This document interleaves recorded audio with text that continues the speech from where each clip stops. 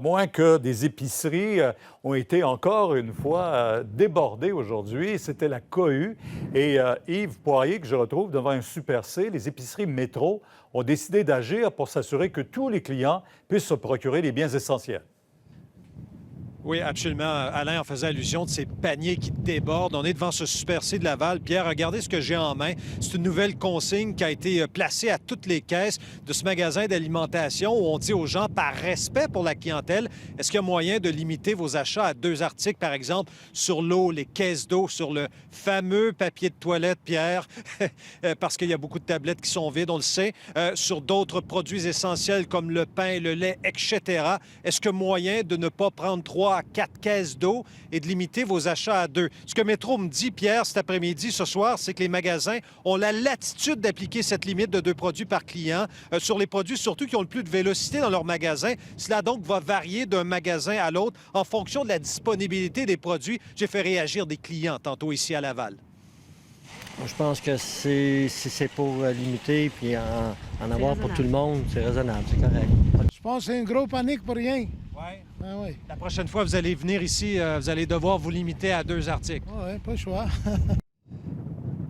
Parlant de panique, Pierre, je vous amène cette fois toujours à Laval du côté du Costco. Imaginez-vous donc que plus tôt dans la journée, les policiers de Laval ont dû intervenir parce que ça débordait notamment sur la voie de service de la 440 jusqu'à la 15, étant donné l'afflux important et massif de clients vers ce magasin. Et à l'intérieur, des policiers ont même été postés pour s'assurer qu'il n'y ait pas justement d'insultes ou du moins de chicanes entre clients, parce que plusieurs clients m'ont rapporté effectivement qu'il y avait de la tension à l'interne. Je vais faire entendre encore là des réactions obtenues sur le terrain.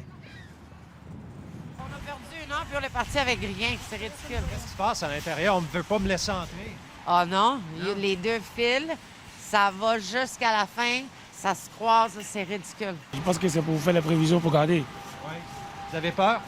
Non, pas vraiment. Il faut faire confiance à nos dirigeants, non? Oui. Allez-vous remplir votre panier? On va faire comme d'habitude. Peut-être un peu plus, mais...